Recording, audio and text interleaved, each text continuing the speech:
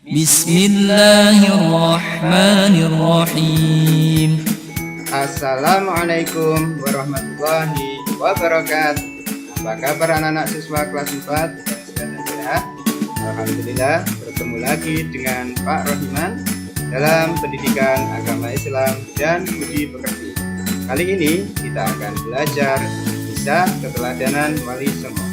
Baik anak-anak, kita awali terlebih dahulu dengan baca basmalah. Bismillahirrahmanirrahim. Kita masuk. Baik anak-anak, sebelum kita lanjutkan, Pak Guru sampaikan untuk menu pembelajaran. Yang pertama adalah kompetensi dasar. Sebelumnya, kemudian di sini ada tujuan pelajaran, materi pembelajaran, latihan soal, referensi, dan penyusun.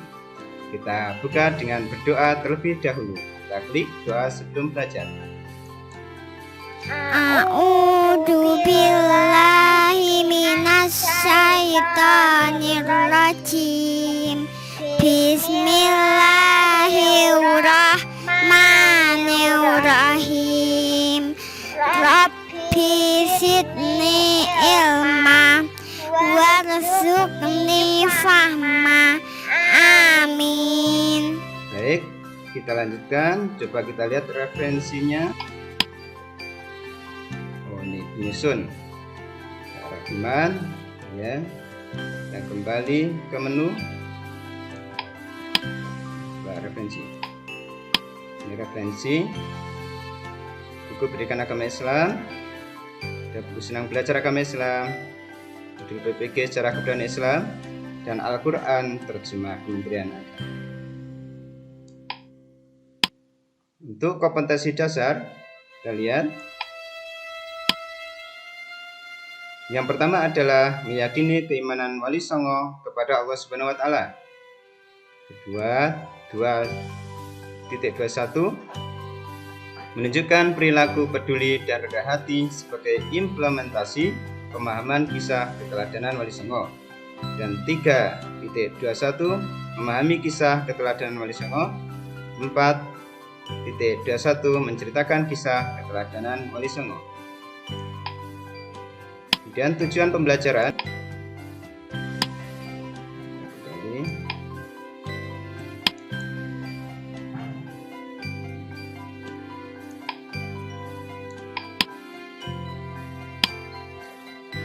Tujuan pembelajaran, siswa meyakini keimanan Wali Songo kepada Allah Subhanahu wa Ta'ala. Dan yang kedua, siswa dapat menunjukkan perilaku peduli dan rendah hati sebagai implementasi dan pemahaman kisah keteladanan Wali Songo. Kemudian, siswa dapat memahami kisah keteladanan Wali Songo. Dan yang keempat, siswa dapat menceritakan kisah keteladanan Wali Songo. Untuk materi pelajaran, Silakan pilih materi yang pertama, ingin kamu pelajari. Siapakah Wali Allah itu? Dan yang kedua, kisah keteladanan Wali Songo. Siapakah Wali Allah itu?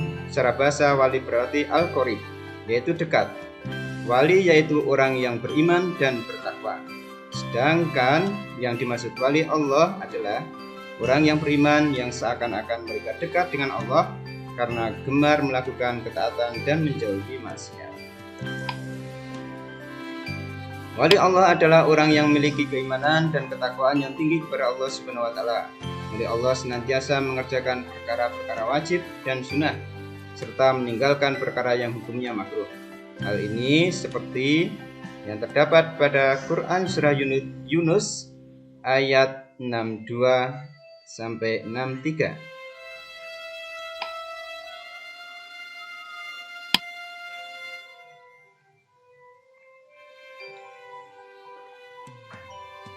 Wali Allah di Indonesia yang terkenal adalah Wali Songo. Wali Songo adalah 9 orang yang berakhlak mulia. Wali Songo ini berdakwah di Pulau Jawa pada abad ke-14. Para Wali Songo tinggal di 3 wilayah penting di pantai utara Pulau Jawa, yaitu Surabaya, Gresik, Tuban, Lamongan, yang berada di Provinsi Jawa Timur. Sedangkan Demak, Kudus, dan Muria berada di Provinsi Jawa Tengah. dan Cirebon berada di Provinsi Jawa Barat. Kembali ke materi pelajaran.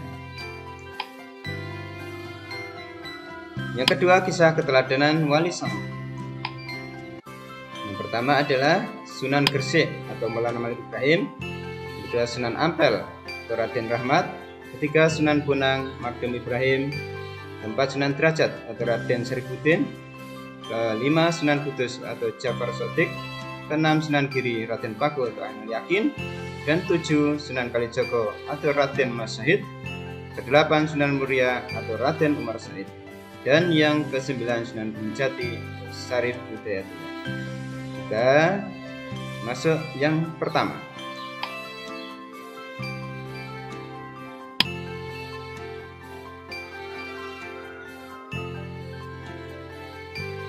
Sunan Gresik atau Maulana Malik Ibrahim.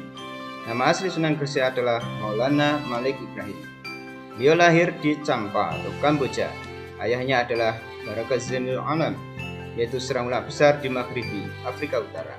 Sunan Gresik disebut sebagai Syekh Maghribi atau Magdum Ibrahim Al-Samarkandi, dan orang Jawa menyebutnya Asmarakandi.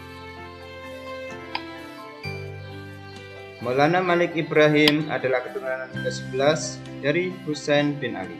Sebelum masuk ke tanah Jawa, Maulana Malik Ibrahim bermukim di Champa selama 13 tahun. Setelah dirasa cukup berdakwah di negeri Champa, beliau hijrah ke Pulau Jawa, yaitu di Gresik. Sunan Gresik merupakan penyebar agama Islam pertama di tanah Jawa. Beliau berdagang kebutuhan pokok dengan harga murah. Beliau juga sebagai tabib yang mengobati masyarakat secara gratis. Sunan Gresik saat itu mengajarkan bercocok tanam.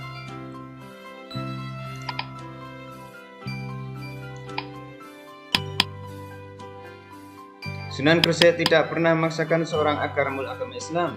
Ia mengajarkan kesetaraan di hadapan Allah Subhanahu wa Ta'ala, hanya ketakwaan yang membedakannya. Sunan Gresik membuka pesantren dan mempersilahkan siapa saja yang hendak belajar agama Islam kepadanya. Berkat keramataman beliau, banyak masyarakat yang tertarik untuk memeluk agama Islam. Syekh Maulana Malik Ibrahim wafat pada hari Senin tanggal 12 Rabiul Awal tahun 822 atau 1419 Hijriah. Beliau dimakamkan di Gresik.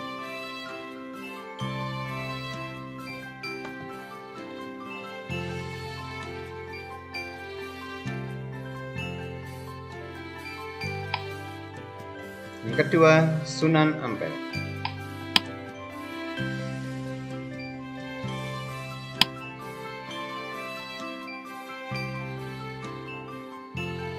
Sunan Ampel atau Raden Rahmat. Sunan Ampel memiliki nama asli Raden Rahmat. Sunan Ampel adalah putra dari Maulana Malik Ibrahim dengan seorang putri Champa. Beliau masih berkerabat dengan salah seorang istri atau selir dari Brawijaya yang merupakan Raja Majapahit. Beliau menikah dengan Dewi Chandrawati yang bergelar Nyai Ageng Manila. Beliau adalah ayah dari Raden Magdum Ibrahim, Sunan Bonang, dan Raden Qasim atau Sunan Derajat.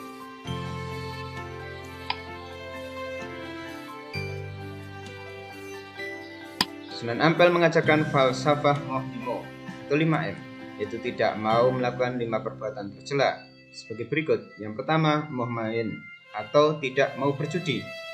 Yang kedua, moh ngombe atau tidak mau minum minuman yang mabukkan. Ketiga, moh madat atau tidak mau menghisap candu atau ganja. Keempat, moh maling atau tidak mau mencuri atau korupsi.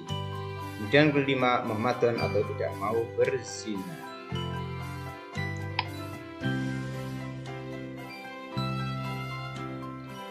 Sunan Ampel mendirikan pesantren di Ampel Denta, dekat Surabaya. Sunan Ampel mendidik beberapa murid di pesantren tersebut. Di antara murid Sunan Ampel adalah Raden Magdum Ibrahim, Sunan Bonang, Raden Paku, Sunan Guri, Raden Patah, Sultan Demak, Syarifuddin, Sunan Derajat, dan Maulana Ishaq.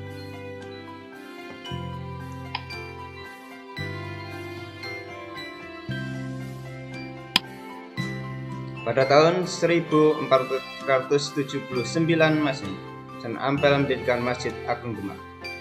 Penerus untuk melanjutkan dakwahnya di kota Demak adalah Raden Zainul Abidin yang dikenal sebagai Sunan Demak.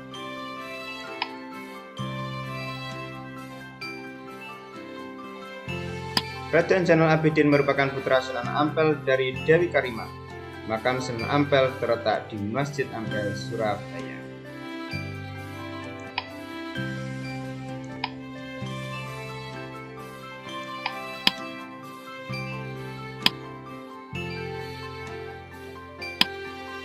Yang ketiga, Sunan Bonang, Magdum Ibrahim. Sunan Bonang merupakan putra Sunan Ampel dengan Nyai Ageng Manila.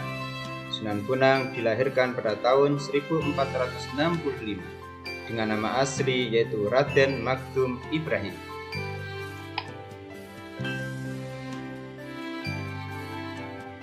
Sunan Bonang sering menggunakan kesenian rakyat untuk menarik simpati mereka. Beliau menggunakan kesenian rakyat dengan alat yang terbuat dari besi kuningan yang bagian tengah ditonjolkan ke atas. Bila tonjolan itu ditabur dengan karet atau kain, maka akan timbul suara yang merdu. Alat kesenian tersebut dinamakan bonang, yang kemudian dimasukkan dalam seperangkat alat musik gamelan.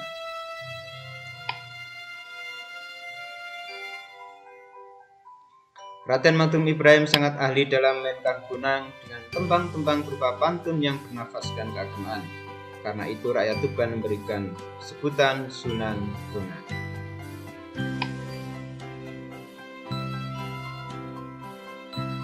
Sunan Bonang juga penggubah suluk wicil dan tembang Tombo Ati. Beliau wafat pada tahun 1525 Masehi. Kisah keteladanannya yaitu cara berdakwahnya yang bijak.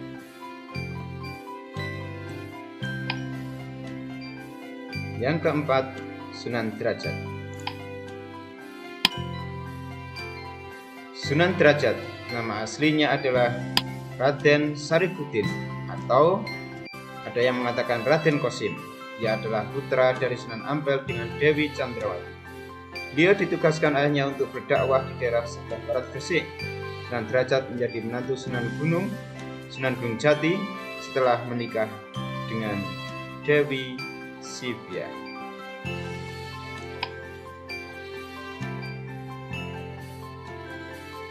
Sunan Derajat mendirikan pesantren di Desa Derajat, Kecamatan Paciran, Lamongan, Jawa Timur. Cara berdakwah Sunan Derajat adalah dengan menabuh seperangkat gamelan untuk mengumpulkan orang. Baru kemudian diberi nasihat agama. Beliau ulama yang berjiwa sosial tinggi.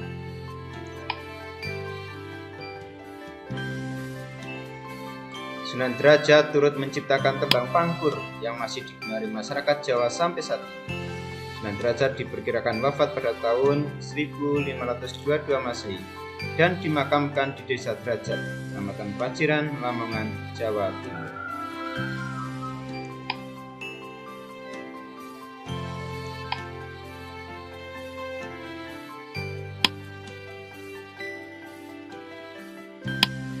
Yang kelima, Sunan Kudus atau Ja'far Shadiq. Sunan Kudus berasal dari Quds, Palestina, dan berhijrah ke Jawa bersama ayah dan kakeknya. Dia adalah putra Sunan Ngudung atau Raden Usman Haji.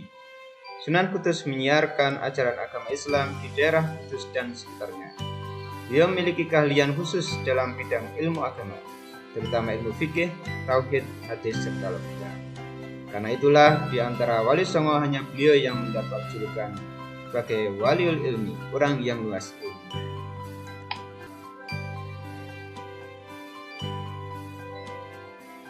Sunan Kudus banyak berdakwah di kalangan kaum penguasa dan priyayi Jawa. Di antara yang menjadi muridnya adalah Sunan Prawoto, penguasa Demak, dan Arya Penangsang atau Adipati Jipang Panolan. Sunan Kudus juga menduduki posisi sebagai Panglima Perang, penasihat Sultan Demak, dan Hakim Peradilan Negara.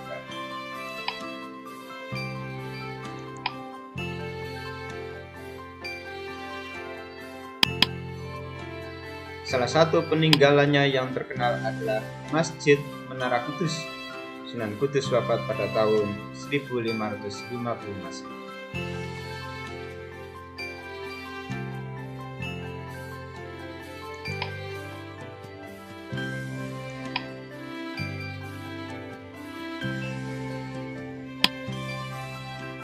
Yang keenam, Sunan Giri, Raden Paku atau Ainul Yakin.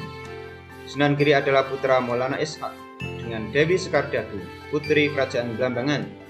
Maulana Ishaq adalah saudara kandung Sunan Gunung Jati yang ditugaskan Sunan Ampel untuk menyebarkan agama di Blambangan.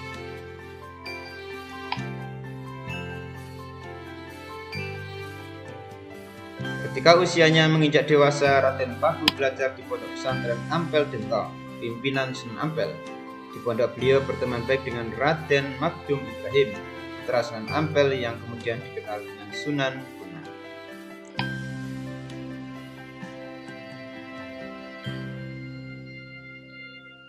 Salah satu keturunannya Sunan Giri Prapen yang menyebarkan agama Islam ke wilayah Lombok dan Bima. Dia pernah menjadi hakim perkara Syekh Siti Jenar.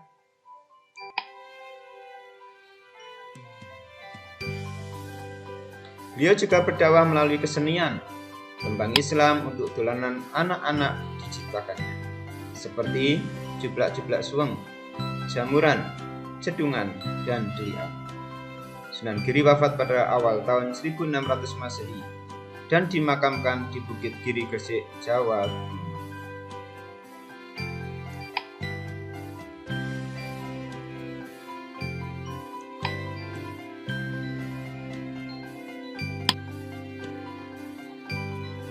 Yang ketujuh, Sunan Kalijogo, Raden Mas Said. Sunan Kalijogo adalah putra Adipati Tuban, yaitu Tumenggung Wilatikto, Raden Sahur atau Said Ahmad bin Mansur atau Syekh Subakir. Sunan Kalijogo dikenal sebagai orang yang berjiwa besar dan berpengetahuan yang luas.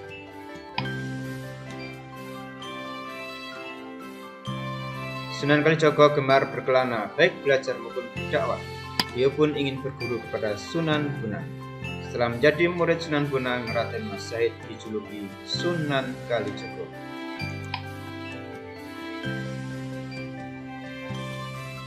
Sunan Kalijogo memanfaatkan kesenian rakyat untuk berdakwah. Hasil ciptaannya antara lain sebagai berikut: menciptakan baju takwa yang disempurnakan oleh Sultan Agung dengan destar nyamping, rangkaian keris dan sebagainya. Menciptakan tembang Dandang Gula Semarangan.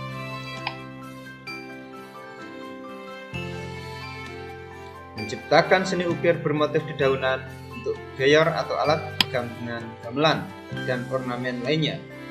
Menciptakan beduk di masjid untuk memanggil orang sholat berjamaah. Memprakarsai gerbek maulud yang pada mulanya merupakan pengajian para wali yang di Masjid Demak untuk peringatan maulid Nabi Muhammad SAW.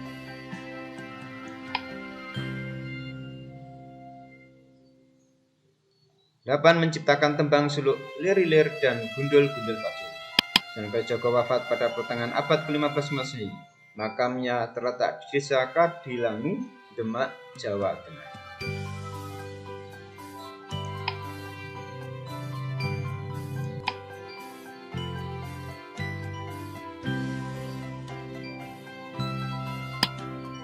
Ke-8. Sunan Muria atau Raden Umar Said.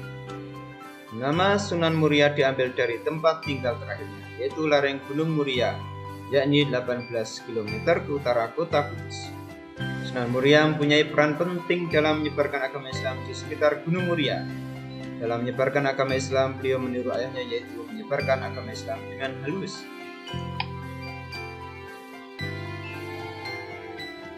Ciri khas dari Sunan Muria dalam berdakwah adalah menjadikan desa-desa terpencil sebagai daerah tujuannya. Beliau mendidik rakyat di sekitar Gunung Muria dengan mengadakan kursus-kursus bagi kaum pedagang, nelayan, dan rakyat biasa.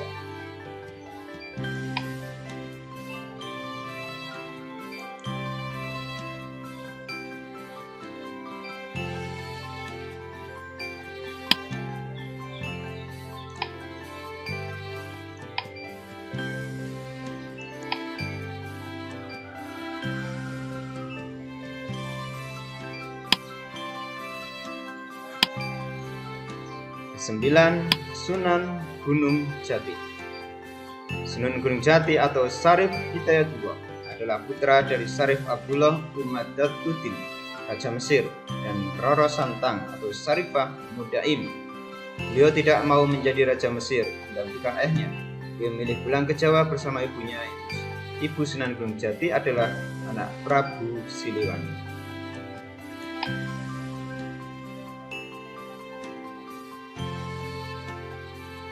Setelah Cirebon resmi berdiri sebagai sebuah kerajaan Islam yang bebas dari kekuasaan Pajajaran, Sunan Gunung Jati berusaha mempengaruhi kerajaan-kerajaan yang belum menganut agama Islam.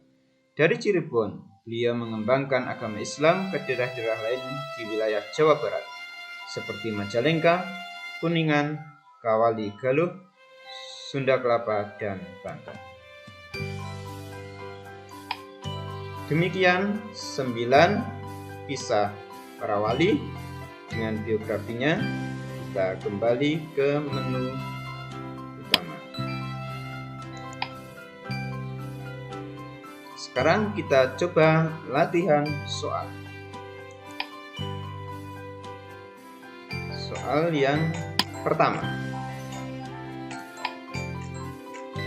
Seorang yang memiliki keteguhan dalam ibadah dan sangat dekat dengan Allah disebut A. Murid, B. Wali, C. Wakil, D. Guru.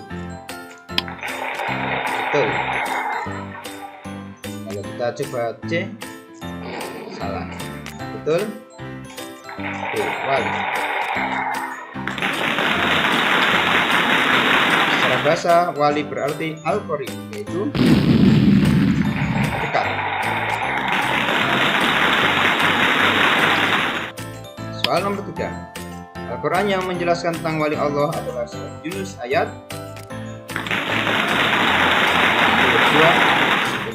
22-63. Al-Quran menjelaskan bahwa wali Allah merupakan orang yang bertakwa.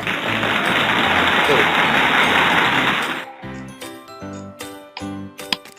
Islam di Pulau Jawa disebarkan oleh Wali Songo. Songo berjumlah 9.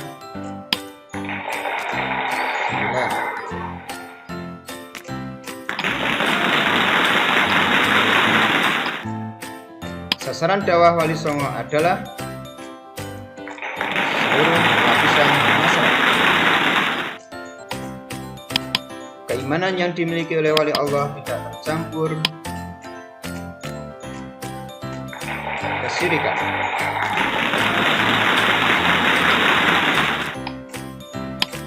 Wali Songo mempunyai gelar tinggi dan mulia yang diberikan kepadanya yang disebut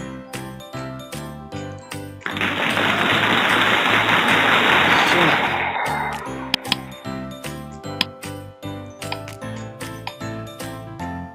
Berikut ini daerah tempat berdakwah Wali Songo di Jawa Tengah, kecuali Jawa Tengah, Demak, Kudus, Muria, dan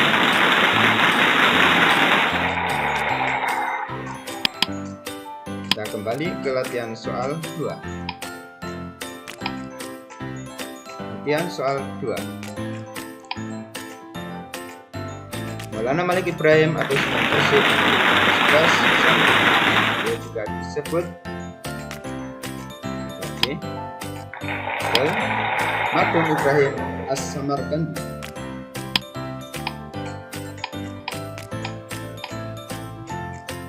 Sunan Gresik selain berdakwah juga mengajarkan cara-cara baru dalam bercocok.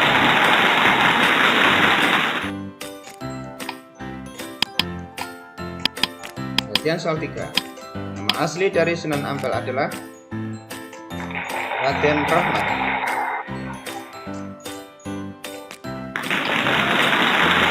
Soal nomor 4. Sunan yang mengajarkan falsafah Mohlimo tidak mau melakukan 5 perbuatan tercela, yaitu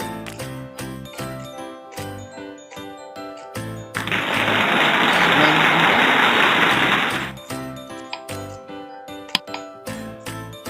Soal nomor 5. Sunan yang mengubah tembang Suluk Wijil dan Tombok Ati adalah Sunan Bonang.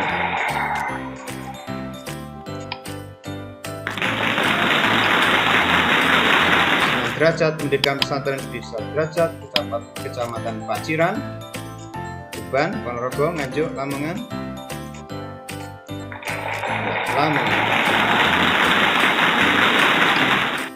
Nomor 7. Peranan Sunan Kudus bagi Kesultanan Demak adalah sebagai berikut ini, kecuali yang bukan. Panglima Perang, Menteri Ketahanan Pangan, Penasihat Sultan Demak, Hakim Peradilan Negara.